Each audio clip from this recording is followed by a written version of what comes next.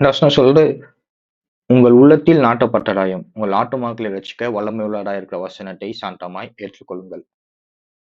அப்ப இந்த இடத்துல 3 காரியம் இருக்கு. ஒண்ணு வந்து ஆத்துமா, ரட்சிப்பு, வசனம். உள்ளத்தில் நாட்டப்பட்ட ராயம். உள்ளத்தில் நாட்டப்பட்ட ராயம். ஆத்துமாக்களை ரட்சிக்க வல்லமையுள்ளதா இருக்கிற வசனம். அப்படின்னு நம்ம பார்க்க முடியும். அப்போ ஆத்துமா ரட்சிக்கப்படணும்னா என்ன வேணும்?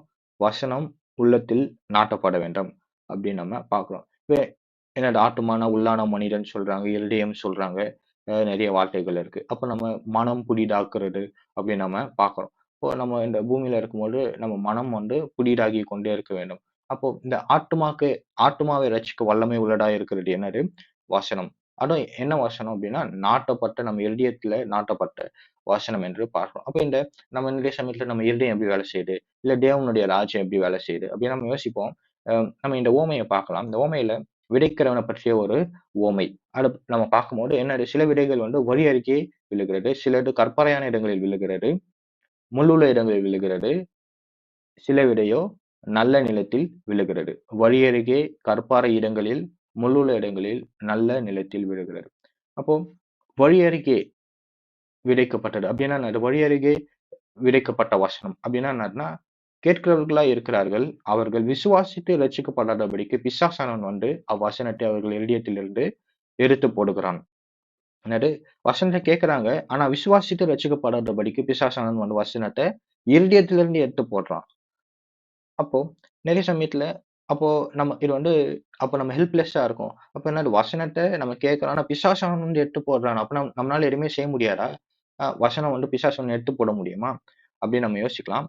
ஆனா இன்னொரு வசனம் இப்படி சொல்லுது, ராஜ்யத்தின் வசனத்தை கேட்டும் உணராது இருக்கும் பொழுது, பொல்லாங்கன் வந்து அவன் இருதயத்தில் விதைக்கப்பட்டதை பறித்துக் கொள்கிறான்.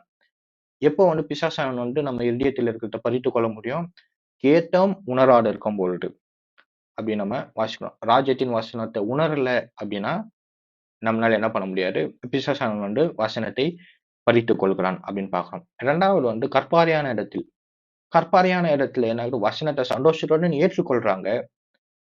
ஏற்றுக்கொண்டு ஆனா என்ன நடக்குது? வசனத்தின் நிமித்தம் உபத்திரவமும், துன்பமும் உண்டான உடனே இடறல் அடைகிறார்கள். வசனத்தின் நிமித்தம் அப்படின்னா, ராஜ்யத்தின் நிமித்தம். இயேசுவின் நிமித்தம் துன்பமும், உபத்திரவமும். இயேசுவின் நிமித்தம் நம்ம துன்பப்படுத்துறதுக்குள்ளான பெர்சிக்யூட் பண்ணப்பட்டா, நிறைய சமயத்துல இடறல் அடைகிறாங்க. அவங்க எப்படி இருக்கிறாங்க அப்படின்னா, கற்பாறையான இடங்களில் விதைக்கப்பட்டவர்களைப் போல இருக்கிறார்கள். முள்ளுள்ள இடங்களில் விதைக்கப்பட்டவன். அப்படின்னா என்னன்னா, அவங்க என்ன பண்றாங்க? வசனத்த கேட்கறாங்க. ஆனா உலக கவலை, ஐஸ்வர்யத்தின் மயக்கம் வசனத்தை நெருக்கிப் போடுகிறது. அவனும் பலனற்று போவான். அப்படின்னு நம்ம பார்க்கிறோம். அப்போ நிறைய நேரங்கள்ல நம்ம இருதயம் இப்படிதான் இருக்கிறது. வேற இடத்துல இப்படி சொல்லிட்டு, தேவனை தேடுகிற உணர்வுள்ளவன் உண்டோ என்று பார்க்க, கர்த்தர் பரலோகத்திலிருந்து மனுபுத்திரரை கண்ணோக்கினார். அப்படி நம்ம வாசிக்கிறோம். என்ன வாசனம் இப்படியா சொல்லுது, மாடு தன் எஜமானனையும், கழுதை தன் ஆண்டவரின் முன்னணியும் அறியும். இஸ்ரவேலோ அறிவில்லாமலும், என் ஜனம் உணர்வில்லாமலும் இருக்கிறது. சில சமயத்துல வசனத்தை கேட்கிறோம். அத பற்றின உணர்வு, தேவனை தேடுகிறது, அது நம்மகிட்ட இல்ல. அ நிறைய சமயத்துல நம்ம வேலையிலே நம்ம பிஸியா இருக்கோம். உலக கவலை, ஐஸ்வர்யத்தின் மயக்கம் அப்படியே இருக்கிறோம். சில சமயத்துல வசனத்தின் நிமித்தம் ஏதாவது ஒரு துன்பம் வந்துச்சு அப்படின்னா, நம்ம பின்வாங்கி போகிறோம். அப்போ இந்த 3 விதமான நிலத்த பார்க்கிறோம். அப்புறமா நம்ம நல்ல நிலத்த பார்க்கிறோம். நல்ல நிலம் எப்படி இருக்கு? கேட்கிறவனும், உணர்கிறவனும் கேட்டு ஏற்றுக்கொண்டு, கேட்டு விசுவாசித்து, கேட்டு காட்டு. இதுதான் நல்ல நிலம். நல்ல நிலம்னா யாரு நல்ல நிலம்? யார் நிலம் நல்ல நிலமா இருக்கு? வசனத்தை கேட்கறாங்க, அத உணர்றாங்க, அது என்னன்னு புரிஞ்சுக்கிறாங்க, அதோடைய அர்த்தத்த உணர்றாங்க. என்ன சொல்ல வருது அப்படின்னு உணர்றாங்க. அவங்க தான் நல்ல நிலம். கேட்டு ஏற்றுக்கொள்ள வேண்டும். கேட்டு விசுவாசித்து, கேட்டு அதை காக்க வேண்டும். இதெல்லாம் தான் ஒரு நல்ல நிலத்துடைய பண்புகளாக இருக்கிறது. நல்ல நிலத்துக்கும் மற்ற நிலத்துக்கும் ஒரு பெரிய வித்தியாசம் என்னன்னா, எல்டியில நல்ல நிலத்துல வசனம் இருக்கிறது. என்னது? நல்ல நிலத்துல வசனம் இருக்கிறது. காக்கப்படுகிறது. ஆனா மற்ற நிலங்கள்ல வசனம் இல்லை. வசனம் வந்து பலன் தரா பலன் தராம போகிறது. வசனம் வந்து பட்சிக்கப்படுகிறது என்பதாக நம்ம பார்க்கிறோம். இன்னொரு முக்கியமான ஒரு காரியம் என்ன அப்படின்னா, நல்ல நிலத்துக்கும், மற்ற நிலத்துக்கும் ஒரு பெரிய வித்தியாசம் என்னன்னா, நல்ல நிலம் செயற்கையான நிலம். நல்ல நிலம் செயற்கையான நிலம். மேன் மேட் அப்படி பார்க்கிறோம். விவசாய நிலம், நல்ல நிலம், விளை நிலம் அப்படிலாம் அப்படின்னா என்னது, ஒரு நிலம் இருக்கு. அங்க இருக்கிற கல்லெல்லாம் எடுத்து போட்டு, அங்க இருக்கிற முள்ளெல்லாம் அகற்றி, உழுது, அத பண்படுத்தி, அதுக்கெல்லாம் என்ன உரம்லாம் போடணுமோ எல்லாம் பண்ணி, அத பாதுகாத்து, இன்னும் பைபிள் வார்த்தையில சொல்லப்போனா, "எல்லாங் காவலோடும் உன் இருதயத்தை காத்துக்கொள்."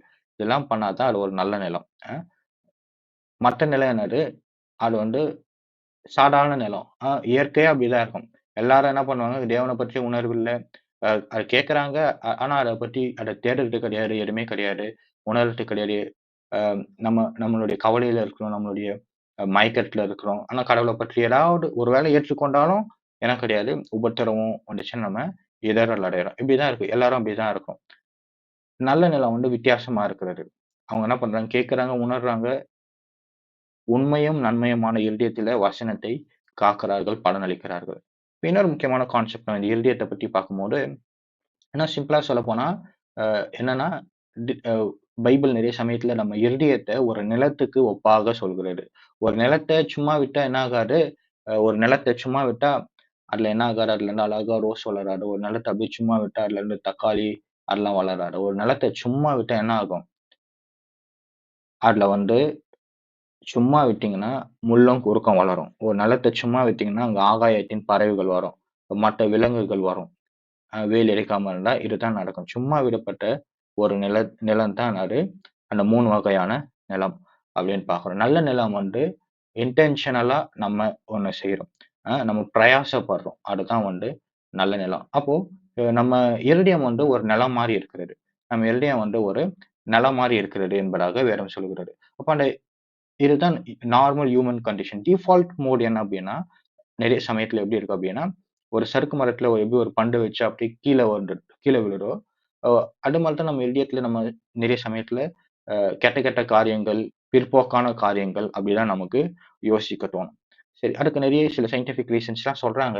ஆனா பைபிள்ல இன்னும் காரியத்துல சொல்லி "இதயத்திலிருந்து பொல்லாத சிந்தைகள், கொலைபாடகங்கள், விபச்சாரங்கள், வேசித்தனங்கள், களவுகள், பொய் சாட்சிகள், தூஷணங்கள் எல்லாம் புறப்பட்டு வரும்" அப்படின்னு வேதத்துல நம்ம வாசிக்கிறோம். அப்ப டிஃபால்ட் மோட் ஒரு இதயத்த சும்மா விட்டா என்ன நடக்குது? கெட்ட கெட்ட காரியம். அவன் என்ன இப்படி நெனச்சுட்டான்? அவன் என்ன பத்தி தான் யோசிச்சுன்னு இருக்கிறான். அவன எப்படியாவது அவனெல்லாம் மறக்கவே கூடாது. அப்படிதான் கெட்ட கெட்ட காரியம் தான் நமக்கு வரும். அ எ எ எ ரொம்ப ரேர் தான் என்னது, அ க அ அவங்க இப்படி பண்ணாங்க இருந்தாலும் நம்ம உங்களுக்காக ஜெபிக்கணும். கடவுள் அவங்கள ஆசீர்வதிக்கணும். அவங்கள பெருக செய்யணும். அப்படின்னு வர்றது அப்படின்னா நீங்க தான் நல்ல நிலம்னு அர்த்தம். ஏன்னா உங்க இருதயத்த நீங்க என்ன பண்றீங்க? பண்படுத்தி இருக்கிறீங்க, பராமரிச்சிருக்கிறீங்க. அப்படி நம்ம பார்க்க முடியும். அப்ப "எல்லாங் காவலோடும் உன் இருதயத்தை காத்துக்கொள்." ஒரு நல்ல நிலம் எப்படி நல்ல நிலமா மாறுது அப்படின்னா, பிரயாசத்தினால். சும்மா சாதாரணமா நல்ல நிலமா மாறாது. அதுக்கு நெறைய பிரிப்பரேஷன் பண்ணணும். நெறைய பராமரிக்கணும். நெறைய முயற்சி செஞ்சா தான் ஒரு நிலம் நல்ல நிலமாக மாற முடியும். அப்படின்னு நம்ம வாசிக்கிறோம். இப்போ நாட்டப்பட்ட வசனம் ரட்சிக்கும். இப்போ இதுவரைக்கும் என்ன பார்த்திருக்கிறோம்? நிறைய வகையான நிலம் எல்லாம் பார்த்திருக்கிறோம். அதே போல தான் ஒரு கிறிஸ்துவத்திலயும் எப்படி விவசாயத்துல ஒரு நிலம் அப்படின்னா இருக்கோ, கிறிஸ்துவத்திலயும் என்ன கிடையாது, நம்ம அப்படியே கிறிஸ்தவர்களா மாற முடியாது. வசனம் நாட்டப்பட வேண்டும். நம்மளுடைய இருதயத்தை நம்ம பிரிப்பேர் பண்ணணும். சீராக்க வேணும் அப்படின்னு பார்க்கிறோம். எனக்கு பிடிச்ச பாடகர் இப்படியே சொல்லுவாரு. என்ன சொல்லுவாரு அப்படின்னா, "நீங்க கார் ஷெட்ல போயிட்டு, போயிட்டு வரதுனால, நீங்க என்ன பண்ண மாட்டீங்க, கார் ஆயிற மாட்டீங்க. நீங்க ஏரோப்ளேன தடவி, தடவி பார்க்கறதுனால பறந்துற மாட்டீங்க." அப்படி சொல்லுவாங்க. அப்போ அதே மாரி தான் நீங்க என்னது ஒரு அப்படியே மாத்திரை சாப்பிட்டு இன்ஜினியர் ஆக முடியாது. அது மாரிலாம் என்ன கிடையாது. எதுவும் கிடையாது. ஒரு ஊசி போட்டு உடனே நம்ம டாக்டர் ஆயிட முடியாது. அது மாரிலாம் என்ன கிடையாது. உலகம் செயல்படுகிறது கிடையாது. நீங்க ஒரு டாக்டர் ஆகணும், இல்ல இன்ஜினியரா மாறணும் என்ன பண்ணணும், மணிக்கணக்குல படிக்கணும். மணிக்கணக்குல பிரிப்பேர் பண்ணணும். மணிக்கணக்குல யோசிக்கணும். மணிக்கணக்குல பிராக்டிஸ் பண்ணணும். இதெல்லாம் நீங்க செஞ்சீங்கன்னா தான், நீங்க வந்து ஒரு டாக்டராகவோ, ஒரு இன்ஜினியராகவோ மாற முடியும். ஸ்டோயிக் பிலாசபி அப்படின்னு ஒண்ணு இருக்கு. அவங்க என்ன சொல்றாங்க அப்படின்னா, அ நான் சொல்லப்போற கருத்து பல வெர்ஷன்ஸ் இருக்கு. அதுல ஒண்ணு சொல்றேன் என்ன அப்படின்னா, அ நம்ம மனசுல வந்து என்ன பண்ணணும், ஒரு குவைட் பிளேஸ் கிரியேட் பண்ணணும். மனசுல ஒரு குவைட் பிளேஸ் கிரியேட் பண்ணிட்டு, ஏதாவது பிரச்சனை சமயத்துல, ஏதாவது ஒரு ட்ரபிள்டான சூழ்நிலையில நம்ம என்ன பண்ணணும், நம்ம அந்த குவைட் பிளேஸ்க்கு போயிட்டு, நம்ம நம்மளே ரிலாக்ஸ் பண்ணிக்கணும். நம்மளே புத்துணர்ச்சி பெற்றுக்கொள்ளணும். அப்படி சொல்லி என்ன சொல்றாங்க, நம்ம மனசுக்குள்ள, நம்மளுடைய எண்ணத்துல என்ன பண்ணணும், ஒரு குவைட் பிளேஸ் ஒண்ணு கிரியேட் பண்ணிட்டு, கஷ்டமான சூழ்நிலையில அந்த குவைட் பிளேஸ்க்குள்ள போயிட்டு, புத்துணர்ச்சி அடைஞ்சுக்கணும் அப்படின்னு என்ன பண்றாங்க, சொல்றாங்க. இன்னொருத்தவங்க டேவிட் காகின்ஸ் அப்படின்னு சொல்லிட்டு ஒரு former navy SEAL. Ultra marathon runner. அவரு என்ன சொல்றாரு, நானு பயிற்சி செய்யும்போது, இந்த கஷ்டமான காரியங்கள் செய்யும்போது நெறைய கேள்விகள்லாம் வரும். மனசு வந்து சொல்லும். "ஏன் இத பண்ற? போய் தூங்கலாம்ல. ஏன் உன்ன இவ்ளோ கஷ்டப்படுத்திக்கிற?" அப்படிலாம் வரும்போது நான் என்ன பண்ணுவேன், எப்படி வந்து என் மென்டல் டஃப்னஸ்க்கு எப்படி நான் முயற்சி செய்றேன், என்ன பண்றேன் அப்படின்னா, இது மாரி கேள்விலாம் வரும்னு எனக்கு தெரியும். நான் என்ன பண்ணுவேன், அதுக்கான பதில முன்னாடியே யோசிச்சு வச்சுப்பேன். என்னது, இது மாரி கேள்வி வந்தா என்னென்ன பதில் நான் முன்னாடியே யோசிச்சு வச்சுப்பேன். அப்போ நான் ஓடும்போது, நான் பிராக்டிஸ் பண்ணும்போது இது மாரி கேள்வி வந்துச்சுன்னா, அந்த பதில சொல்லி என்னைய நானே மென்டலா டஃப்பா வச்சு, அ அ மே மே மேரத்தான் ரன் பண்ணறதுக்கு, என்னுடைய ரெக்கார்ட் பிரேக் பண்ணறதுக்கு அது வந்து யூஸ்ஃபுல்லா இருக்கும் அப்படி சொல்லுவாங்க. அப்ப என்ன சொல்ல வரேன் அப்படின்னா, இந்த மனச வந்து சரி செய்வது, மனச பிரிப்பேர் பண்ணறது எல்லாமே பண்றாங்க. அ அ ஒரு ஸ்டூடெண்ட்டா இருந்தாலும் எப்படி வந்து ஒரு டாக்டர் ஆவுறாங்க, எப்படி ஒரு இன்ஜினியர் ஆவுறாங்க அப்படின்னா, ஏதோ ஒரு மாத்திரை போட்டு டாக்டர் ஆவல, ஊ ஊசி போட்டு இன்ஜினியர் ஆவல. அது மாரிலாம் ஆகல. அவங்க என்ன பண்றாங்க, மணிக்கணக்கா படிக்கிறாங்க. மணிக்கணக்கா தங்களுடைய மனதை அவங்க பிரிப்பேர் பண்றாங்க. நெறைய சமயத்துல சரீரத்த என்ன பண்றாங்க, பிரிப்பேர் பண்றாங்க. எல்லாம் பண்றாங்க. அதே போல தான் கிறிஸ்துவத்திலயும் நம்ம அப்படியே கிறிஸ்துவர்களாக என்ன பண்ண முடியாது, ஒரு மாத்திரைய சாப்பிட்டு அப்படியே நம்ம கிறிஸ்துவர்களா மாற முடியாது.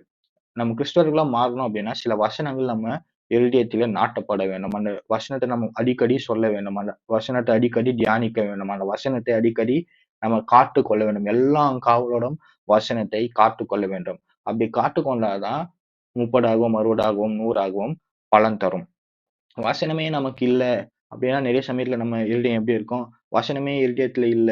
இந்த கஷ்டமான சூழ்நிலையில என்ன பண்றது தெரியல. அப்படின்னா என்ன பண்ணும்? ஐஸ்வர்யத்தின் மயக்கம், துக்கம். நெறைய பேர் துக்கத்துல இருப்பாங்க. சில பேர் மயக்கத்துல இருப்பாங்க. சில பேர் இடறல் அடைஞ்சு கடவுளே வேணான்னு போவாங்க. சில பேர் கடவுள பற்றி எண்ணமே கிடையாது. அத பத்தி பைபிள புரிஞ்சுக்கிறதுக்கு, கடவுள தேடுறதுக்கு எண்ணமே இல்ல. அப்போ நீங்க கிறிஸ்தவர்களா இருக்கீங்க அப்படின்னா, நீங்க என்ன பண்ணணும்? அதுக்கான முயற்சிகளை எடுக்க வேண்டும். வசனம் உள்ளத்தில் நாட்டப்பட வேண்டும். வசனத்தை கேட்க வேண்டும் முதலாவது. கேட்டு அதை என்னன்னு உணரணும். கேட்டு அதை ஏற்றுக்கொள்ள வேண்டும். கேட்டு அதை விசுவாசிக்க வேண்டும். கேட்டு காக்க வேண்டும். இதெல்லாம் அடிப்படையான ஒரு சத்தியம்.